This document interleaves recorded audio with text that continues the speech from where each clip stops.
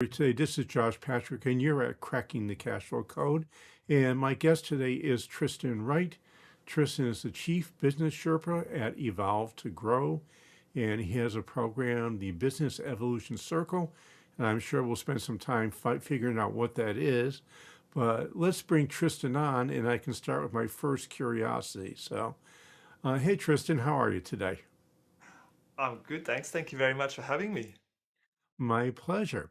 So, when I was looking through the notes that you sent us, you had something about you developed your program from the warts, which are when we were dumb and young. And I've got like 800,000 of them. And I'm curious about what some of yours might be. Where do we start? So I I founded Evolve to Grow based off my personal experience and my life experience running my previous business, and the fact probably the biggest one was my ego. So when I ran my previous business, I was quite successful in the early days, and that helped build up my ego. And I was like, and at the time, I thought I was infallible and I didn't have any, I didn't need any help or support or guidance. Uh, and that's okay when everything's going all right. But uh, you don't know what you don't know. And this is my ego getting in the way. And and when I was in my mid-20s running that business, there came a time that there was a couple of major issues in the business.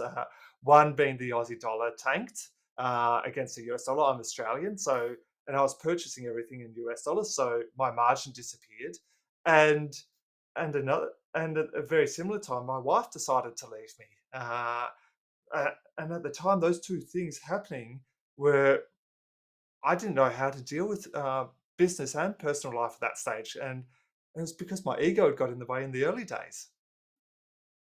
Yeah, a similar thing happened with me where I was really successful in my first 2 years in business. And I thought it was because of my brilliance, but it was actually just dumb good luck. And when you're Yes, really young, you don't realize when good luck comes your way, you just think it's because of you. Was that a similar thing with you? correct. Yeah, uh, yeah. In hindsight, it was probably dumb good luck, and I'd found a niche, right time, right place, and it wasn't necessarily all because of my talent. It was because I was in the right time at the right place, and I didn't know that at the time. Yeah, that seems to be, to me, that seems to be, I call that the worst thing that can happen to a new business owner. When you're really, really successful for the first couple of years in business, your ego gets in the way. And when mistakes do crop up that actually affect your business, you tend to ignore it, saying, well, that's not really me. You don't take responsibility for it until you've really been kicked around a lot. Has that been your experience? Correct.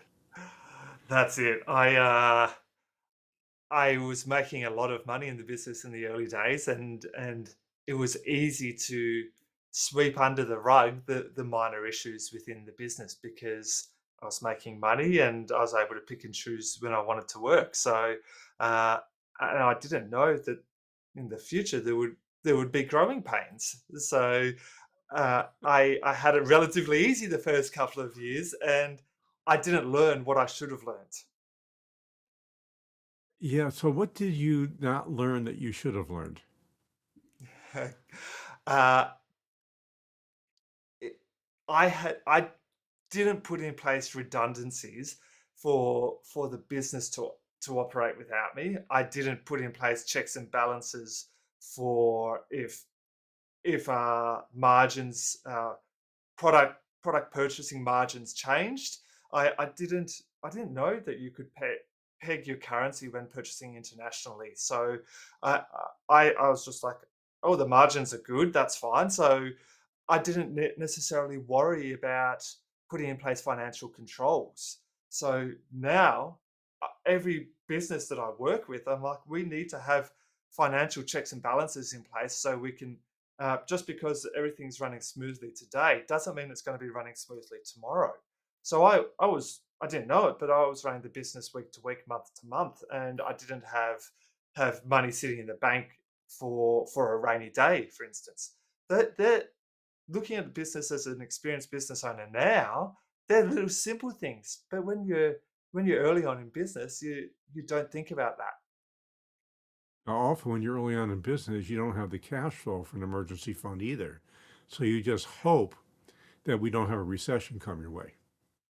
Correct. So, yes, because well, if you've actually set up your business, a recession. So there's a fact that more millionaires are made in a recession than they are in a normal economy. So if you set your business up correctly, you should actually make more money through a recession than through like a normal economy. Yeah, well, there's one thing that I've learned about recessions is that they're certainly disruptive and they cause you a little bit of pain along the way. But if you're flexible, you can really take advantage of the advantages that come out of that. Correct. So it's just so important, in my opinion, that if you own a business, one of the skills you really need to work on is flexibility and learning and observing your environment and making changes that the environment dictates. Has that been your experience? Yes, and that's why I've got a personal opinion that Uh, a good business size is around 15 to say 25 staff. So it's large enough for you as a business owner to have enough scale that you can take a step back, but it's not too big that you can't be agile and adapt when there's environmental changes. Yeah, So I 30, would 40, push 50 back. different stuff. Yeah, I would push Are you good? back a little bit. I think it depends on the industry. You know, if you're in Yeah. the information industry, yeah, 15 to 25 is a big company. You know, that's a company Mm, that's probably producing a few $1 million.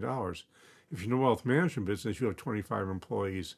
That's a really big company, although it's not many with employees because you're probably doing $7 to $10 million in revenue a year. But if you're in the construction business and you have 15 to 25 employees, that's, you know, that's a kind of a small company. You get up to 50 to mm. 100. Now you're talking about a different ball game, and you're probably doing the revenue of, you know, if you get to 40 employees in a construction company, your revenue is $6 or $7 million probably, but your margins are not Mm. nearly as good as they are with an information company. So if you want to make the same amount of money that a 25-person information company makes, you need to probably have about 125 to 150 employees. Yeah. So yes, definitely depends on the industry. So the industry that I play in is that B2B service space. So so my knowledge is coming from a service based sector as opposed to a construction based sector. So Yeah, well, it's yeah. service based. You know, a service sector is a different animal, and Mm, and the truth is, a 25-person company is relatively easy to operate. A 15-person company is really easy to operate because you don't have to learn a skill that's important if you're going to get to 100, which is how to mm. delegate effectively. You can actually have a bunch of helpers and keep a very nice business going. Yeah, and yes, you do have to delegate to a certain level, but you don't. It's totally different with 20 people to 100 people. The level of leadership and delegation skills that you need. So Yeah, it really comes down to. I was just going to say, it really comes down as a business owner, as a leader, your ultimate objective. What do you want to achieve from that business? yeah, absolutely. I mean, it's, you know, I would say, you know, we talk about financial freedom from your business a lot. Mm, And that's something I think all business owners really need to think about because very few of them actually achieve it until they're in their 50s. And if they're thinking about it in their correct. 30s and 40s, it's a whole lot easier to do. Yes. So, and often people as a business owner look to make the business as big as possible and hope off the back of it they'll achieve financial freedom. So where I think that you can actually achieve it with a lot less, a lot lower headcount just by looking at your offer and your service. I would agree with that. I have worked with several companies that are 15 to 25 employees in the blue collar world, not distribution, but manufacturing and Mm, and construction. For example, I've seen machine shops that have 8 people in there that make $500,000 a year. Yep. So S- it's it's really dependent on the way you set up your service and if are you just another run of the mill business or are you the go-to uh, company in that sector? So if you want to become the go-to company, how would you recommend somebody does that? Having the mindset of I need to be the best in the world at a certain thing in a certain area. So, what is your service? How can you be the best in the world? And how can you offer something that's best in the world? So, for me, I my variation is that I help business owners uh, improve their profitability whilst reducing their the dependence on them day to day. And I want to be the best in the world at that, delivering that to B2B service based business owners. Well, So how did you get, having how a did you, one how, liner. what did you do to get there? What did I do to get to that offering? Uh, Well, and what So did you do to get to become a world-class expert in that area? I mean, how did you go about getting there yourself? for me, so not obvious. It was the runs on the board that I built running my own business. The lessons that I've learned on the way and continual refinement and continual upskilling and continual education, and then having those results with my clients and not trying to be the best to everyone. Trying to, I've narrowed it down to B2B service creative individuals that are between 5 and 25 staff. So I don't service businesses that are 30, 50, 100 because that's not what I'm the best at. So I'm not afraid to say no because I know that if I say yes to people outside of that niche, I'm not going to be the best at that. It also will cost you a whole lot of money because instead of doing wash, rinse, repeat, which is what you do when you're serving somebody you really know, you're doing what's Hmm. called one-offs, which I'm going to have to learn what's right for you, which is going to take me a tremendous amount of time. And as a result, I'm going to lose money on it and probably not deliver a great result. Correct. And it might be good cash flow in the early days, but there's going to be so much rework that you're going to be cash flow negative off the back of it, or cash negative or profit negative off the back of it. So why would you do a custom offer as opposed to something that you can repeat and that you know you can deliver? Now, one thing the Toyota production system has taught us is if you can do it right the first time and not eliminate rework, you're going to be way ahead of almost anybody else in your industry. I mean, when you look in the Correct. construction world, a lot of these folks have to go back and redo stuff because it wasn't done right the first time. And it wasn't done right the first time because they didn't have systems to support it being done right. Correct. We just renovated our bathrooms, and uh, there was 4 times that they had to come back for rework, and the rework would have cost about 5% of the actual project cost. So that's 5% taken out of their margin. Oh, and if you consider the margin is probably 15 or 20%, that's a quarter of their profit is gone in rework. Yeah, So their why? margin's not close. Their margin's not close to 15 or 20%. It's more like 10. Yeah, so half of it's gone. Right. Half of their profits gone in rework straight up. So why not have a proper system and process in the place so you don't have to come back and do rework? Well, the reason why is they don't know. So that's, they just think that's the way it has to be. And they grumble about the rework, but they never really get around to doing anything about it. So that's Correct. always the stuff. So, Tristan, what is your approach to building teams? Because I'm curious about that. So for me,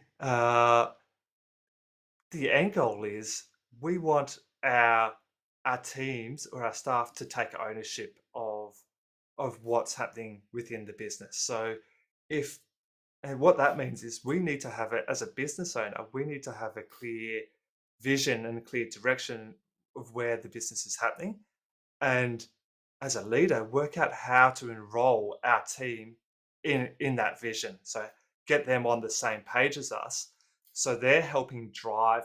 So the staff are helping drive the bus rather than being passengers. And to do that, we need to understand what the benefit to the staff member is for them to be enrolled in that vision. So that's really big, airy fairy speak.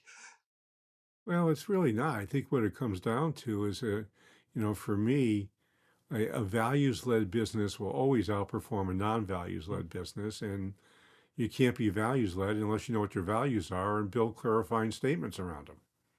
Exactly.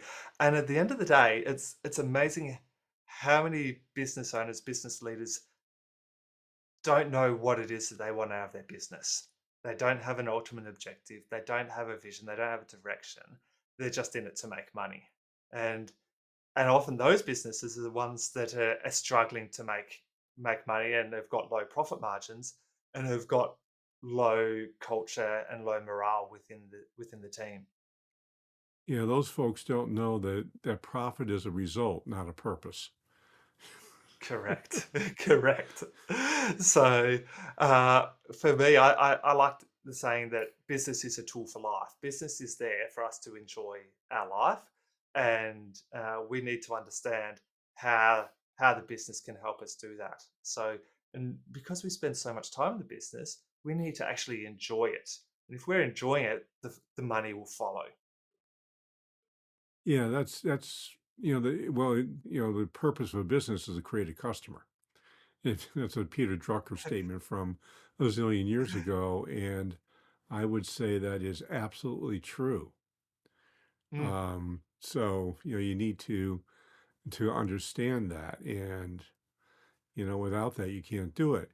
So when you're building a team, you mentioned something which was really important: is you want your people, and I'm going to paraphrase it in my world, take personal responsibility for what happens. correct. And one of the things we do, which I really kind of like, is we want to have people who own businesses treat the people who are doing the job as experts at those who are doing the job. And when you do that, you have a business where your employees will take personal responsibility, but it's hard to get there. So how do you get there with teams that you build? A lot of businesses, this is the toughest thing. So the as a leader, you've got vision in your head what you want to achieve, and what the direction that you want to take your business in. But often the breakdown is the communication from the leader to the staff. So the leader is not necessarily a good communicator. They say, "Hey, this is where we're heading," uh, and they assume that that their staff or their leadership team understands what it is that they've said. But the staff have often got different communication styles and learning styles. So unless we've got a feedback loop in place to ensure that the team actually understands the direction and the vision of the business, there's going to be a disconnect, and there's just going to be a whole heap of accident. We're going to try and delegate responsibility, but we're just going to accidentally abdicate responsibility, and things are going to fall through the cracks. So unless we've got this uh, a framework in place for us to have a feedback loop to make sure that the team is on the same page as us, we're going to fail. Yeah, that's also true. So how do you make sure everyone's on the same page? What do you do? I I didn't answer the question properly, did I? so uh, so for me, what I the way I'd be doing it is we as a leader we've got a vision of where we want to go, but then we bring in the leadership team and help them co-create and put it in their language. So they need to we're saying this is our loose vision, this is our loose direction. I want this in your language, and I want you to to state back or say this is why we're doing it. So so you might say we're going over here, and then the team member needs to have it in their language, uh, and loop it back to the leader. I have found the easiest way to do that is I will say, here's what we're trying to accomplish. So can you feed this back to me about what your understanding is? And it often comes back in something that I wasn't intending. So we have to go back and forth until what they're saying matches what I'm meaning. And that takes Correct. practice. That takes practice. Yeah. So you're saying, I want to do this, and that I want to, you say, I want to do this, and they'll come back saying, my understanding is that, and it's, yeah, it's back and forward, and until we've got specifics that we're on the same page, and as you said, it takes time to develop as a leader, and what we as a leader, what we often forget is to inbuild specifics to make sure that we're 100% on the same page, because we might think that something is important and we've conveyed that this component is important and that it's a 10 out of 10 level of importance. But to them, they're like, oh no, this only comes at number three priority and it can wait a week or two. So unless we've got specifics around that, we're not going to be on the same page there. Yeah, Tristan, we have a couple minutes left, and there's something that you wrote to me, which is dear and near to my heart, which is productizing your offers. Can you explain what that Yes. means? We touched on it earlier, the whole rinse and repeat thing. We don't want to be doing custom offers. We need to know what we're the best at the world in, and we need to uh, look at how we can deliver that offer to the same to multiple people with the exact same thing. So the way I like to explain it is, we're going into a restaurant. We're not going to go to the restaurant and say, "Hey, um, I want this custom bespoke meal." We're going to pick an entree. We're going to pick a main, and we're going to pick a dessert off the menu. So there's going to be two or three entrees. There's going to be five or six mains to choose from, and one or two desserts to choose from. We're going to pick which ones we want.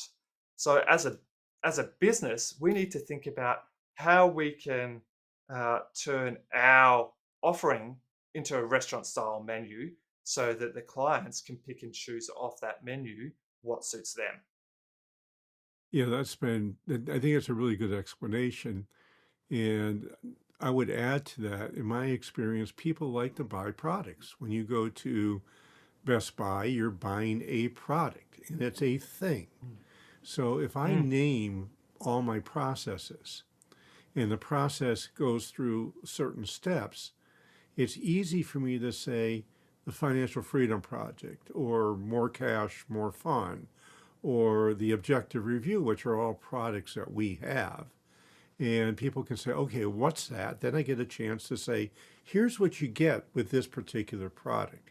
So I've made, the advice business is often amorphous. I'm going to make your business better. Great. Mm. Everybody What does says that that. mean? What specifically are you going to be doing? So when you productize your product, especially in the information world, we even did it in our food service company. It makes life a lot easier for a potential customer to figure out what in fact they're buying. And it reduces overwhelm. And if there's no overwhelm, they're going to be more likely to make a decision. Yeah, that's true. Hey, Tristan, unfortunately, we are out of time. And I'm going to bet that people are going to want to find out more about the Business Evolution Circle. So, how would they go about doing that? Easiest way to do is to literally Google my name, Tristan Wright, and add in Evolve to Grow. So Tristan Wright, Evolve to Grow. They will send you to my website, and then on the website there'll be a page to the Business Evolution Circle. Jump on that, and there's a whole heap of information there. Alternatively, you can send me an email at tristan@evolvetogrow.com.au. Cool. So, I've got two things I'd like you to do. And the first, you've heard me say 386 or 87 times. I forgot what episode this is. And that's please go to where you're listening to this podcast and give us an honest rating review. And while you're there, subscribe because the more reviews we get, uh, the higher Apple will put us and actually show us to people. And lots of folks kind of like this podcast. I like been doing it for about 8 years now. And the second thing is I have this little thing I developed a long time ago, and I just redid it.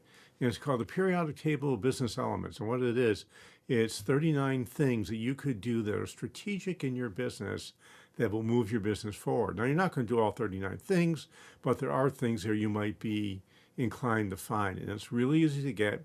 You go to www.sustainablebusiness.co/periodic. That's www.sustainablebusiness.co, not .com, .co/periodic. And you give us your first name and your email address, and we'll have it on its way to you. So this is Josh Patrick. We're with Tristan Wright. You're at Cracking the Cash Flow Code. Thanks a lot for stopping by. I hope to see you back here really soon.